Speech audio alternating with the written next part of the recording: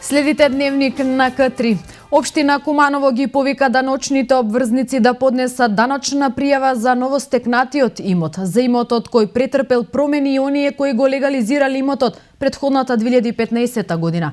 Воедно од општината апелира до сопствениците на деловните единици да поднесат и пријава за комунална такса. Општина Куманово неодамна објави јавен повик во кој ги повика даночните обврзници кои се стекнале со нов имот, чиј имот претрпел промени, правните и физичките лица кои ги легализирале имотите да поднесат даночна пријава за 2015 година. Општината има обврска да подготви решенија најдоцна до 31 март годинава и да ги дистрибуира решенијата. Даночна пријава за 2016 година поднесува данечен обврзник, правно и физичко лице, за имот кој што го стекнал и почнал да го користи во текот на 2015 година, а за кој нема поднесено даночна пријава, значи нов даночен обврзник или дополнително стекнат имот кој подлежи на оданочување, имотот кој настанал со промена на сопственоста, значи отуѓување, купено, продадено и така натаму, имотот кој настанал каде настанала промена на вредноста на самиот имот, доградба, надградба, довршување, проширување, а сега и легализација, значи они кои ги легализирале своите објекти. Во Куманово секоја година се зголемува бројот на даночни обврзници, така што од јули 2005-та, откако општините ја презедоа надлежноста за утврдување и наплата на даноци на имот, согласно процесот на децентрализација, бројот на даночни обврзници зголемен е за над 8.000. Секоја година се зголемува од 400 до 500 нови даночни обврзници, значи тоа зависи и колку се ревностни и самите даночни обврзници и како служба колку сме ние ревности да ги откриеме овие нови даночни обврзници. Иначе тренутно она што го имаме во база е околу 32.860, оваа година сигурно дека таа бројка ќе се зголеми. Од општината ги повика и самостојните вршители на дејност и правните лица кои досега немаат поднесено пријава да поднесат пријава за утврдување на комунална такса за фирма, назив на деловна просторија, односно деловна единица.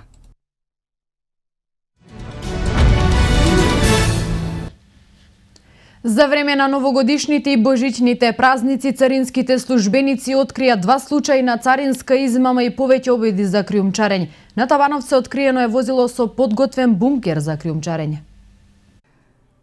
Автомобил со шведски регистарски таблички со специјално подготвен бункер наменет за криумчарење откриен на граничниот премин Табановца. Возилото било управувано од албански државјанин и се пријавило за излез од државата на автопатот. При извршената контрола во просторот под багажникот помеѓу левото задно тркало и браникот бил откриен специјално конструираниот бункер со електронска брава. Согласно законските прописи, возилото е привремено задржано, а против возачот ќе биде поведена соодветна постапка. Мобилните царински тимови при контрола на белгиски автомобил кој бил управуван од македонски државјанин откриле комплет белгиски регистарски таблички. Контролата е извршена за време на празниците при излез од државата. Табличките и сообраќајните дозволи пронајдени во возилото припаѓале на патничко моторно возило Opel Vectra, за која возачот изјавил дека било неисправно и го продал во отпад. На тој начин прекршителот го пуштил возилото во слободен промет без да го стави во пропишана царинска постапка и без да плати увозни давачки. Табличките, сообраќајните дозволи и зелениот картон се привремено задржани, а против возачот ќе биде поднесено барање за поведување на прекршочна постапка. 233 парчиња разни видови на огномети откриле мобилните царински тимови при контрола на дански автобус што сообраќаел на релација Копенхаген-Скопјан, управуван од македонски државјанин пријавен за влез во државата на граничниот премин Табановце. Огнометите пронајдени во делот наменет за багаж и алат се привремено задржани, а против возачот поведена е соодветна постапка. Топлото време за овој период од годината кое што ја зафати Македонија не е алармантно по земјоделските култури. Според агрометеоролозите, под ризик се можеби овошките и виновата лоза, како и да е, тоа речиси исклучено, затоа што од петок се најавува пад на температурите. Врз есенските посеви пак промените на временските услови немаат влијание. До сега речиси немаше екстремно ниски температури, затоа и цело време од сеидбата до сега пченицата вегетира, расте. Доцна поникна во презимување влезе на време, истакнуваат агрометеоролозите. Во јужните делови на Македонија има процветани овошки, процвета и розмаринот, што не е вообичаено за овој период од годината. Ако се задржат повисоките температури, можно е да процветаат и другите култури. Вакви температурни услови во јануари се регистрирани и за други години, како и да е, бидејќи траат недоволно долго, не можат да предизвикаат какви било драстични влијанија. Од петок се очекува намалување за температурите. Управата за хидрометеоролошки работи во Пелагонија измери 18 степени, каде во овој период од годината се вообичаени минус 18, што е разлика од 36 степени Целзиусови. Сдруженијето на спортско-рекреативни риболовци од Куманово, Макдам, има за цел да го подигне на повисоко ниво рекреативниот риболов и да ги заштити речните подрачја. Сдружение на спортско-рекреативни риболовци Макдам од Куманово извршија порибување на 35 кг поточна пастрмка на крива река во аторот на селото Довезенце со цел зголемување на рибниот фонд во реката, а преку самиот чин на порибување и одржување на истиот и враќање на некои автохтони врсти риби во реката. Порибување се изврши на пастрмка. Фрливме околу 35 кг пастрмка. Од прошлите години има заостанато пастрмка е задржана. Веќе може некој да изместиме, пошто сега е за мрестење времето. Овој период се мрести пастрмката. Да кажеме дека сме, како имаме концесијата, дека сме задоволни. Се повеќе и повеќе членови имаме, има риба на нашиот ревир, доста, имаше рибократство, рибократството избегна, али има пак може да се најде по некој, али не е во таа големина како што беа у претходните години. Претежно во Македонија се лови бела риба, но не изостануваат кленот, мрената белвица, дури по некој сом. За да ловите риба потребна ви е соодветна опрема и секако дозвола за ловење, издадена од Макдам за нивниот ревир. 15 сега од овој месец започнуваме со нови дозволи. Старите дозволи веќе не важат, значи кој нема, ќе треба да се извади и да има легитимација. Без легитимација не може да лови риба на било кој ревир во Македонија. Значи тоа е задолжително. Макдам го имаат ревирот на Крива река 2 веќе 4 години, кој се протега од вливот на Кратовската река во Крива река, па се до влив на Крива река. Имаат учествувано на меѓународни првенства и освоено многобројни награди. Премиерот Никола Груевски доцна синоќа по македонско време во Вашингтон оствари средба со потпредседателот на САД Џо Бајден. Премиерот Никола Груевски доцна синоќа по македонско време во Вашингтон оствари средба со потпредседателот на Соединетите Американски држави Џо Бајден. Со господинот Бајден имавме одлична и пријателска средба. Од последното гледање досега се имаат случајно многу добри работи, но и многу предизвици. Зборувавме и за добрите работи и за предизвиците, изјави Груевски по средбата. Америка е партнер на Македонија. Со неа, како што нагласи Груевски, потпишавме декларација за стратегиско партнерство во 2008 година, а во многу работи од САД имаме и сериозна поддршка. Премиерот Груевски и потпредседателот Бајден на средбата зборувале за повеќе теми. Зборувавме за политичкиот договор, за реформите во повеќе сфери, за економијата и економската соработка, зборувавме за безбедносните предизвици, но зборувавме и за членството на Македонија во НАТО и Европската Унија. Ние ќе продолжиме да соработуваме и во иднина со Америка, особено на полето на влезот на Македонија во НАТО и во Европската Унија, и нивната поддршка на тој правец ќе биде многу значајна за нас во иднина, подвлече Груевски. Премиерот Груевски пред средбата со Бајден имаше средби и со Пити Сешен, председателот на Законодавниот комитет на Конгресот, како и со Ален Берсин, помошник секретар за национална безбедност. Продолжува долгогодишната соработка помеѓу владата на Република Македонија и Германското друштво за меѓународна соработка. Денеска беше потпишан меморандум за соработка со кој со 650.000 евра во 2016 година ќе се поддржи програмата за одржлив и инклузивен регионален развој во Македонија. Средства обезбедени од владата на Република Македонија, Министерството за локална самоуправа и Швајцарската агенција за развој и соработка. Вице-премиерот Владимир Пешевски истакна дека овие средства се планирани за 2016 година и ќе придонесат за намалување на диспаритетите помеѓу 8 плански региони во Македонија, со што ќе се овозможат подобри можности за животот на граѓаните од сите региони. Програмата за која денеска беше потпишан меморандум, како што рече Пешевски, ќе се фокусира на 3 области. Вице-премиерот потсети дека изминатите 2 години преку реализација на програмата за регионален економски развој во соработка со ГИС биле изработени 38 технички проекти во сите плански региони, за чија изработка биле наменети над 500.000 евра, а чија изведба би чинела над 70 милиони евра.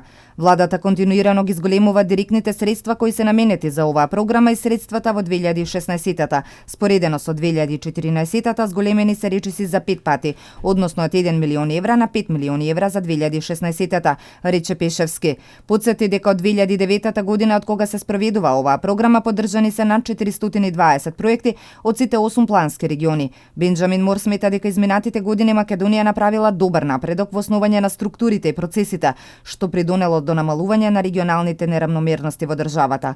Заменик министерот за локална самоуправа Љупчо Пренџов потенцира дека досега се реализирани над 400 проекти за регионален развој во вредност од 10 милиони евра. Годинава политиката на равномерен регионален развој добива на значење и преку зголемување на буџетската поддршка.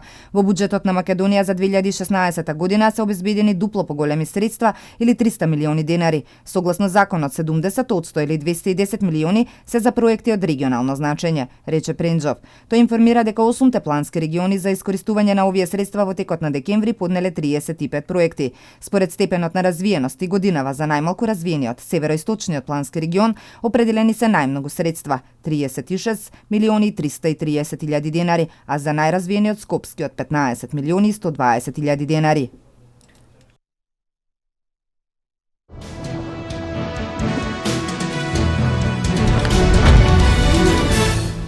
Експлозија се случи утрово на плоштадот Султан Ахмед во центарот на Истанбул, кој постојано полн со туристи. Во нападот беа убиени 10, а повредени 15 луѓе. Русија може да му даде азил на Асад доколку е принуден да ја напушти Сирија, изјави рускиот председател Владимир Путин. Германија враќа во Австрија се повеќе мигранти кои се упатиле кон скандинавските држави. Вести од светот. Турскиот председател Реджеп Тајип Ердоган изјави дека нападот во Истанбул го извршил бомбаш самоубиец од Сирија. Делови од човечки тела се расфрлани на централниот плоштад во Истанбул, каде што се случи експлозија, која како што се претпоставува досега е резултат од напад на бомбаш самоубиец. Во мигот на нападот на плоштадот имало голем број туристи. Според досегашните сознанија, напаѓачот е жена самоубиец, која активирала експлозив во мигот кога на плоштадот имало голем број туристи, претежно од западноевропските земји. Според турските медиуми, бројот на загинати не е конечен. Голем дел од лицата со тешки повреди се пренесени во локалните болници. Тоа што засега го пренесуваат турските медиуми е дека во болница се примени повредени државјани на Турција, Германија и на Норвешка. Русија може да му даде азил на сирискиот председател Башар ал-Асад, доколку тој биде принуден да ја напушти својата земја, изјави рускиот председател Владимир Путин. Според него е премногу рано да се каже дали ќе треба Русија да му даде засолниште на Асад, чија земја речиси 5 години е зафатена од граѓанска војна. Прво сириците ќе треба да гласаат, а потоа ќе видиме дали Асад ќе треба да ја напушти земјата, ако загуби на изборите, нагласи Путин, признавајќи дека Асад направил многу грешки за време на овој конфликт. Рускиот председател додаде дека Русија нема да дозволи Сирија да заврши како Ирак или Либија.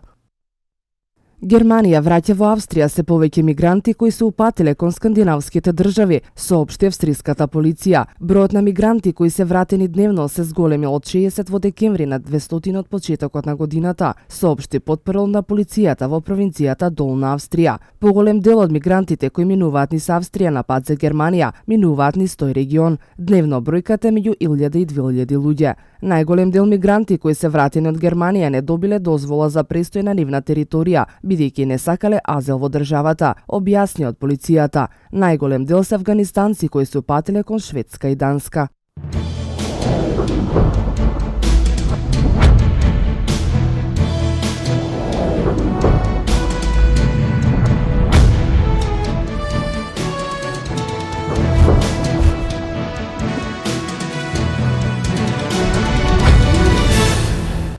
Селекторот на македонската ракометна репрезентација Ивица Обрван го објави конечниот список на ракометари кои ќе настапат на Европското првенство во Полска. Македонија во исклучително тешка група со селекциите на Франција, Полска и Србија. По контролниот дуел со Црнагора Ивица Обрван донесе одлука за Краков да патуваат 17 ракометари на Европското првенство во Полска. Тој на попладневната средба со сите ракометари ги соопштил имињата на играчите, додека на шампионатот право на настап имаат само 16 играчи. Ова ми е еден од најтешките, ако не и најтежок професионален момент откако сум селектор на оваа репрезентација. Момците повеќе од било кога заслужуваат можност секој поединечно да остави придонес во бранењето на боите на националниот дрес. Но желбите се едно, а правилата налагаат друго. Финалната селекција беше направена врз база на многу квалитативни, но и квантитативни параметри. Сакам да потенцирам пред македонската јавност дека ниту еден од оние ракометари кои нема да тргнат за Краков на 13 не е елиминиран. Момците знаат дека треба да бидат подготвени да одговарат на повикот за Краков доколку се укаже потреба за нивно присуство таму во текот на првенството, стои во изјавата на Обрван за интернет страницата на Ракометната федерација на Македонија. За Краков ќе патуваат следниве ракометари: Борко Ристовски, Даниел Дупјачанец, Гоце Георгиевски, Владко Митков, Кирил Лазаров, Наумче Мојсовски, Филип Миркуловски, Немања Прибак, Филип Кузмановски, Филип Лазаров, Дејан Манасков, Гоце Ојлевски, Стојанче Стоилов, Жарко Пешевски, Никола Марковски, Велко Марковски и Ацо Јоновски. Од играчите кои беа дел од завршните подготовки отпаднаа голманот Никола Митревски, Филип Талески, Милорад Куковски и Никола Костески. Македонската експедиција патува во среда на 13 јануари во 12 часот со чартер лет од Скопје до Краков.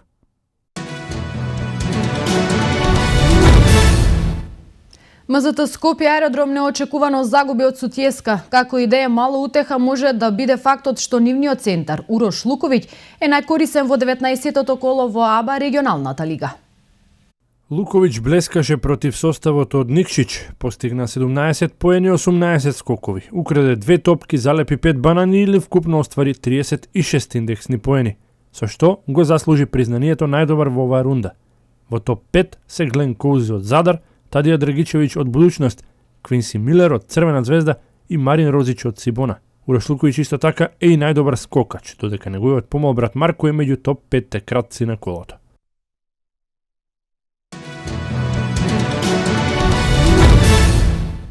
Како што пренесуваат италијанските медиуми, Аталанта е заинтересирана околу македонскиот интернационалец Горан Паднев. Според Il Corriere di Bergamo, реализирани се првите контакти меѓу Дженова и Аталанта. Горан Пандев оваа сезона во Дженова настапи досега во 9 надпревари без ниту еден погодок. Дженова е на 70-то место со 19 бодови, додека Аталанта на 11-та позиција со 24. Токму овие две екипи се надпреваруваа во претходното коло од Серија, кога Аталанта загуби со 2-0 од Дженова. Честа што ја доби Фудбалската федерација на Македонија со доделената организација на Суперкупот во 2017 година, во кој ќе настапат освојувачите на Лигата на шампиони и Лига Европа во сезоната 2016-2017, се очекува да овозможи стимул за домашната економија. Максималната туристичка вредност на еден ваков настан е околу 30 милиони евра. Како и да е, сумите можат да варираат согласно дестинациите од каде што ќе доаѓаат туристите. Иако вкупниот капацитет на нашата национална арена е 33.460 седишта, се очекуваат најмалку 15.000 странски фудбалски навивачи, кои ќе остварат по 3 ноќевања и ќе ги посетат нашите угостителски локали. Промоцијата, што како држава и дестинација ќе ја добиеме меѓу туристичките сладокусци, ќе ни дојде сосема бесплатно. Не смее да забораваме дека прилозите на стотици врвни медиумски куки ќе говорат околу земјата домакин, при што вообичаено е најавните содржини да бидат во позитивна конотација. Овој спортски деликатес потекнува од евроазиското ќоше на светот, а публиката на која би се обратиле медиумите од Велика Британија кон далечниот исток надминува 3 милијарди луѓе. Аргентинецот Лионел Меси по 5 пат во својата фудбалска кариера ја доби престижната награда Златна топка во конкуренција на својот клупски колега Неймар и португалецот Кристијано Роналдо. Меѓународен спорт. Вчера вечер Меси по 5 пат ја доби Златната топка. Аргентинецот имаше фантастична година со Барселона и сосема заслужено се закити со големото признание. Најдобриот фудбалер на светот за 2015 година Лионел Меси ја отфрли секоја можност за заменување од Барса, велејќи дека на Камп Ноу сака да остане до крајот на кариерата. Во едно од интервјуата дадени по добивањето на наградата, Меси уште еднаш потврди дека сака да остане во Барселона за секогаш. Од секогаш сум велел дека не можам да ја напуштам Барселона. Тоа секогаш е мојот одговор. Кариерата сакам да ја завршам дома, а Барселона е мојот дом, изјави Меси. Pero Антич и Фенербахче одиграа лесен надпревар против Ушак Спортив. Домаќинот победи со 93-82 и победникот се знаеше уште после втората четвртина. Фенербахче доминираше во текот на целиот надпревар и на крајот тоа резултираше со голема победа. Србинот Богдановиќ постигна 25 поени, а Pero Антич постигна 18 и овие двајца повторно го предводија Фенербахче до победа. Датом додаде 15 поени, а Удох 12. Фенербахче сега има учинок од 11 победи, 4 порази и се наоѓа на првото место на табелата. Нова добра вечер имаше Стеф Кари, 8 победа на Спарси во низа и тимска партија на Вашингтон во Чикаго ја одбележаа ноќта во НБА лигата. Чикаго беше совлада на домашен терен од екипата на разиграниот Вашингтон со 114-100. Сан Антонио победи кај Бруклин со 106-79 на доста убедлив начин во надпревар каде најефикасен беше Ламаркус Олдрич со 25 поени, додека кај Бруклин најдобар беше Лопес со 18 поени. Голден Стейт ги доби Мајами со 111-103. Стеф Кари имаше повторно добра вечер во која постигна 31 поен, која поразената екипа Двеин Вейт беше најдобар со 20 поени. Ова е 36-та победа за Голден Стейт оваа сезона во 38-миот надпревар досега, што е фантастично достигнување. Доколку овој тим на Голден Стейт продолжи со вакво темпо, наскоро ќе влезе во трагите на Чикаго Булс за остварување на неверојатниот резултат од остварени 72 победи и 10 порази.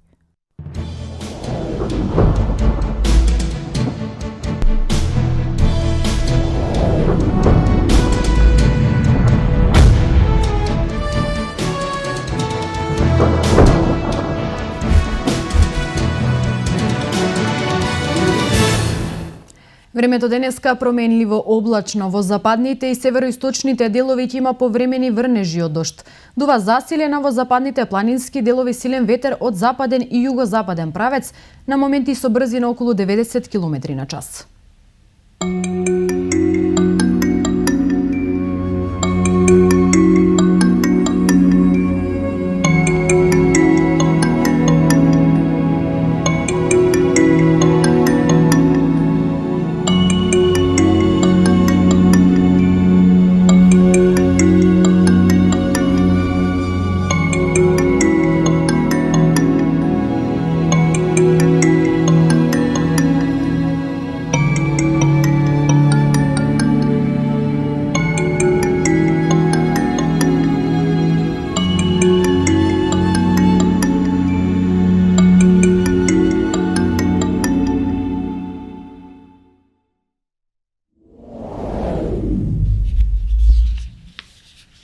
Дневникот заврши, благодарам на вниманието. Пријатна вечер.